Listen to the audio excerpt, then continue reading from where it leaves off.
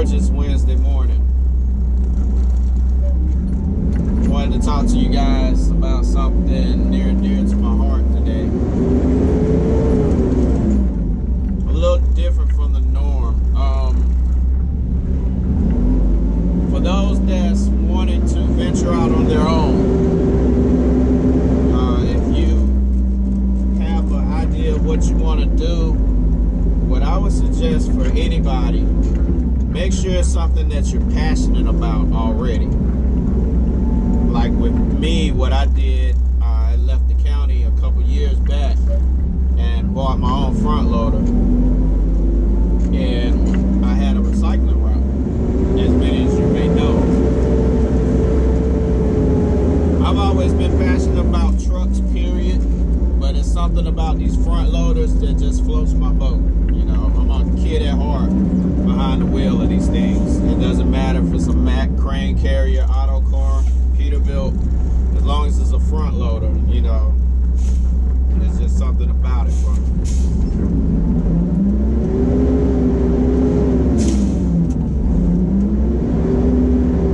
But when you step out on your own and you have a passion for what you're venturing out to do, true enough, there is going to be work involved. Don't get me wrong. But just having that passion behind it, you'll never work a day in your life.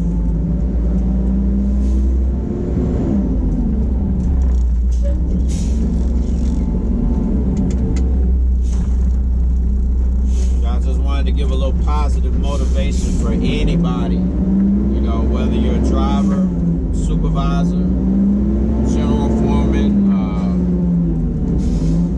operations manager, whatever it is, you know. None of these jobs that we have are written in stone.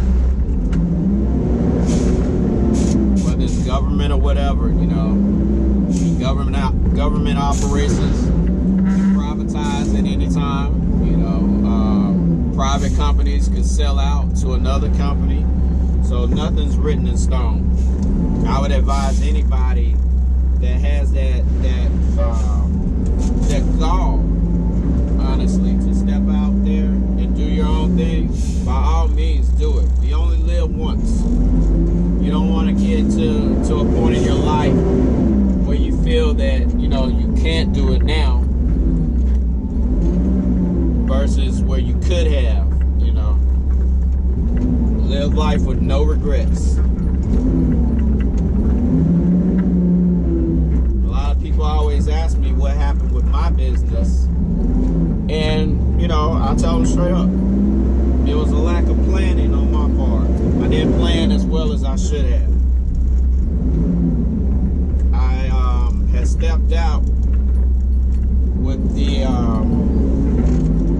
expectations that I was going to take over a lot of stops that SP Recycling had. I was actually in touch with I guess he was a vice president of the region, and me and him had several conversations on the phone,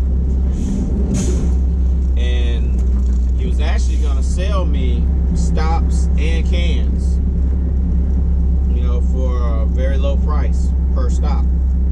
So, you know, I left here based on that.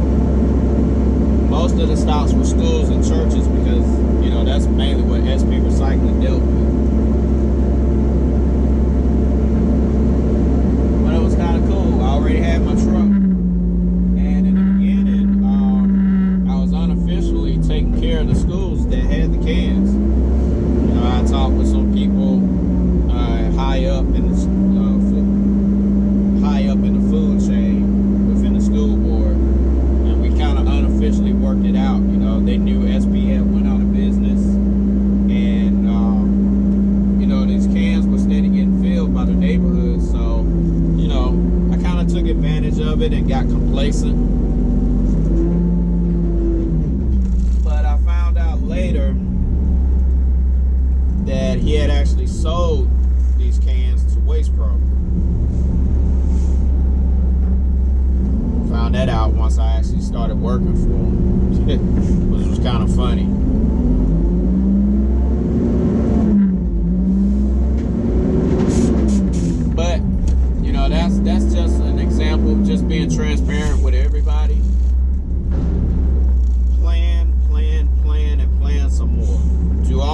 research, write your business plan, have everything in order. Just don't step out on a whim thinking that, you're gonna make it. It's like they always say, you fail to plan, you plan to fail.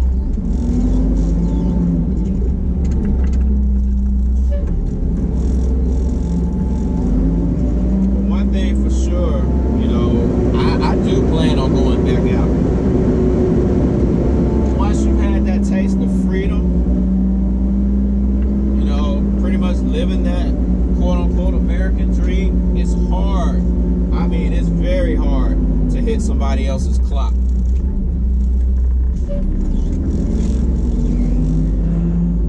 Especially in situations where, things are poorly done. The one thing I've always learned from everywhere I've worked was what not to do with my customers.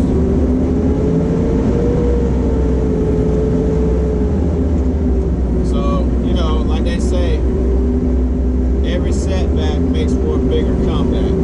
And that's how I see everything going. But, I got a lot of friends that really want to step out on their own, but for whatever reason, I'm not going to say they're scared, but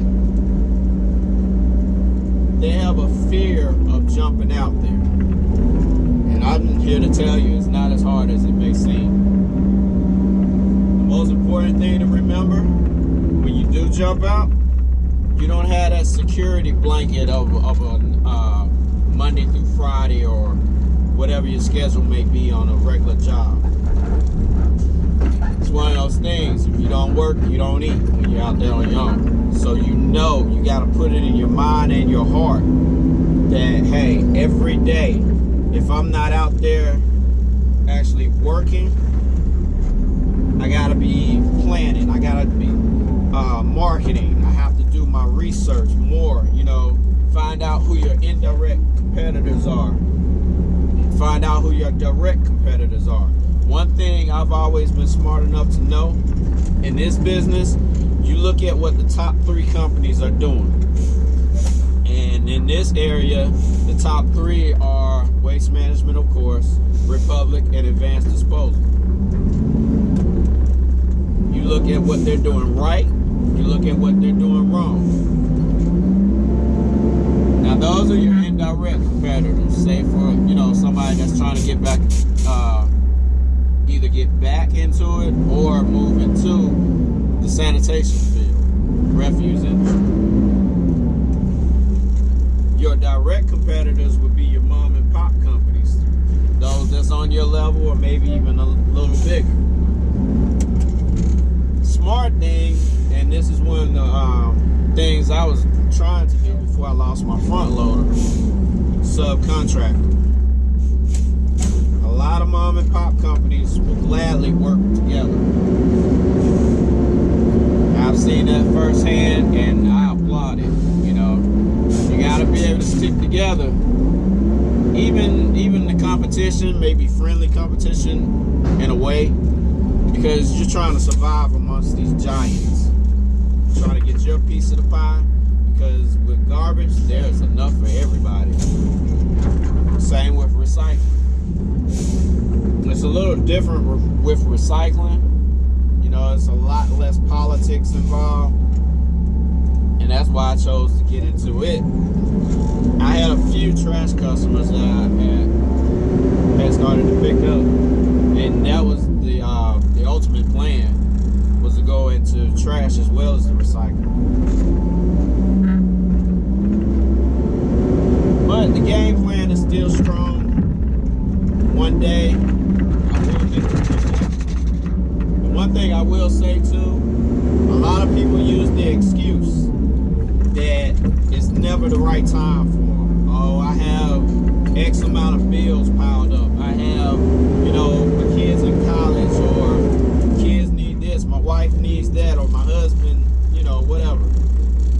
It'll never be the right time. It's just like marriage, A lot of people use that same excuse. Oh, I gotta wait till the right time. Well,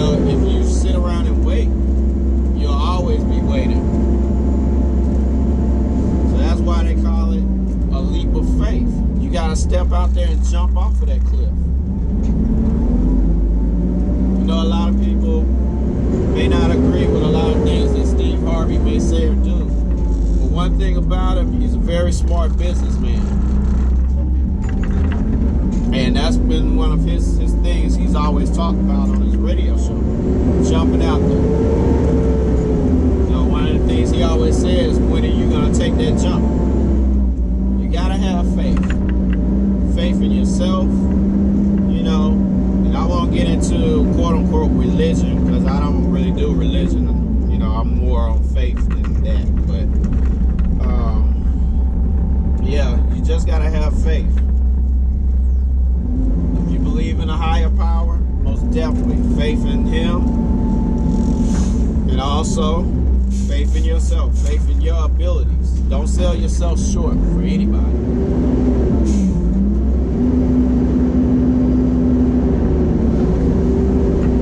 You have a dream, see it through, make it happen. One thing I will say as well, we are, a lot of times we'll put too much on our plate. You know, when you step out, you want to keep things as simple as possible. But it's a good idea for any business to have at least 5 different ways of income. You know, I won't go into my plan too much, but that was my goal. I had already started out with the recycling, then I ventured into the trash side, and I had about two more ways that I was gonna look into.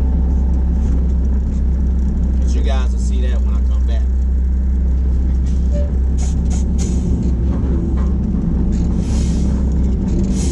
But yeah, just plan, research, whatever you want to do. I always say it like this: Google is a mother. It really is. For any type of business that you want to go into, all you got to do is Google it. Say you want to be a plumber, just Google how to start a plumbing business, and you'll be surprised at all of the results that'll come. In anything you do, always market. Whatever downtime you may have, market. My best marketing approach was actually on my feet, going door to door. And I suggest that to anybody. The old methods, you see a lot of these big companies actually doing that now. They're sending their salespeople, their sales reps, taking them out of the office, putting them in the field with a clipboard and papers to sign you up, you know. It's not just the garbage industry doing it. I see a lot of phone companies, internet services, they're doing the same thing. They're going back to that old approach. Also, cold calls work. Another marketing strategy that doesn't really take much, flyers. A lot of times you have to get approval to put them up in places, but you know, if you got the gift of networking as well as the gift of gab, you can make that happen. That's another thing. You got to be able to communicate with people. Got to. And you can't be afraid to hear the word no. You can't let it hurt you. I found that out early on. For every customer that tells you no, there'll be 2 or 3 more on that same block that'll tell you yes. And they'll want to sit down with you and see what you got to offer for them.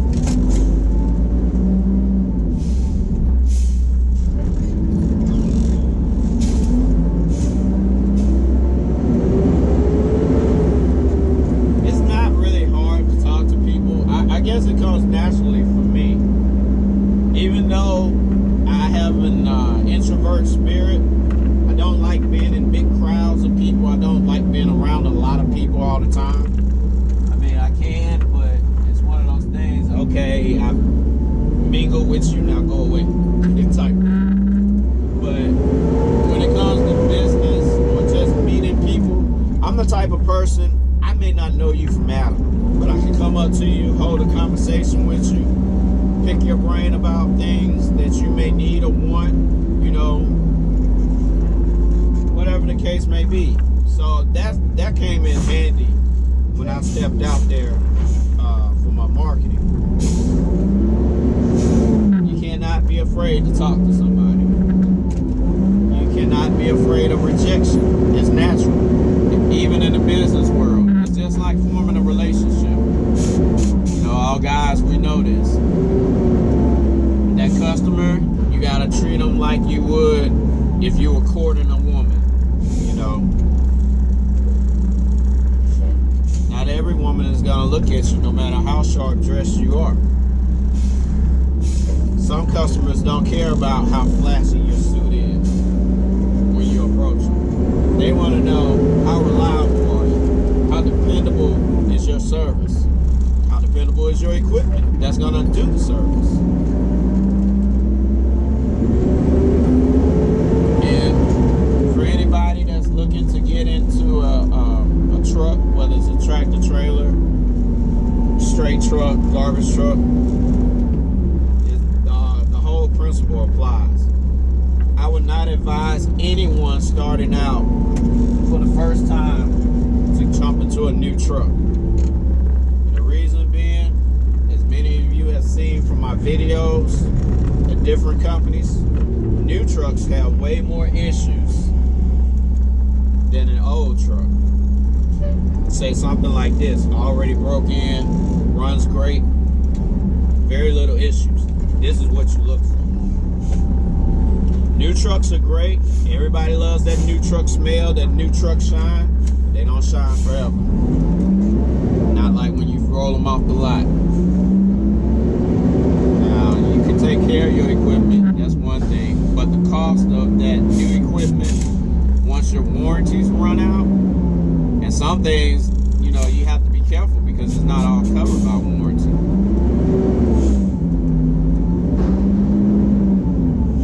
But definitely, new truck owners, new owner-operators, especially in this garbage business, I always look for something used. A new truck would destroy you. It really will.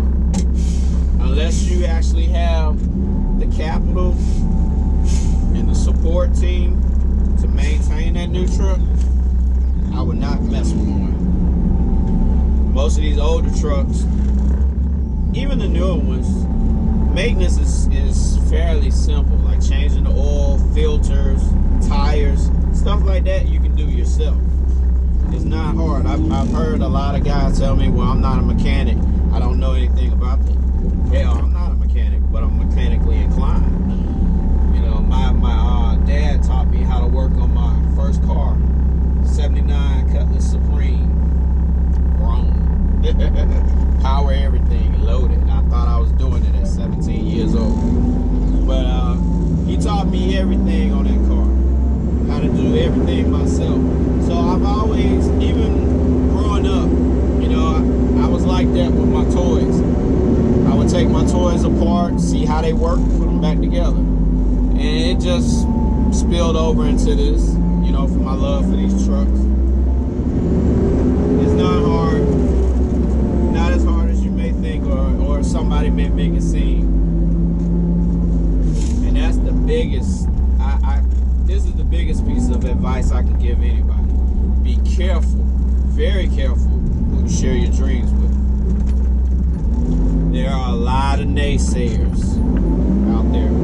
There are a lot of people that'll pat you on the back and tell you they wish you well. And seriously, you already know they want you to fail. You know, I won't call names, but when I came back here, I saw a lot of that firsthand. So it's just one of those things that motivates you even more.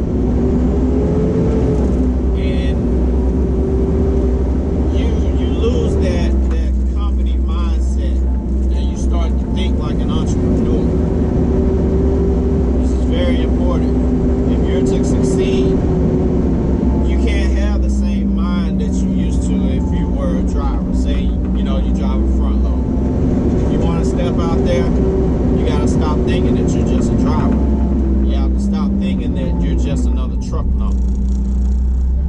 I think, one thing my old supervisor used to always tell us, he didn't really bother us too much, and that was cool. He was real laid back. But he used to always say, treat your route like it's your own business. When it hit, he had said that, my mind instantly, like, wow, I like that. Because it's always been my thing. I've had some people say, well, I have a problem with authority. I've always been my own man. I pretty much do what I want to do to a degree. No disrespect to anybody in management or anything like that. I just have a strong mind. I've never been one to follow the crowd. I always do my own thing.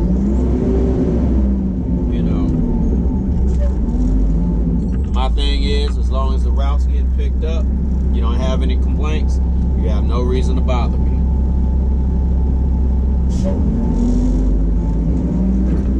And that I'm doing it safely, number one. But yeah, I just wanted to share that with you guys.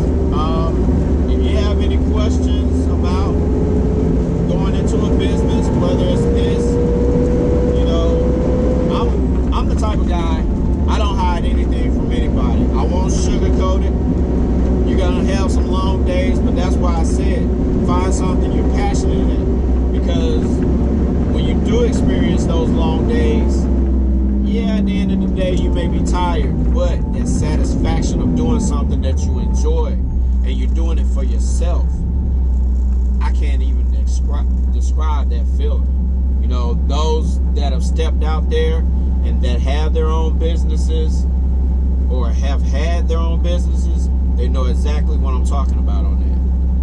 But, just wanted to give you guys a different conversation today while I slam these cans.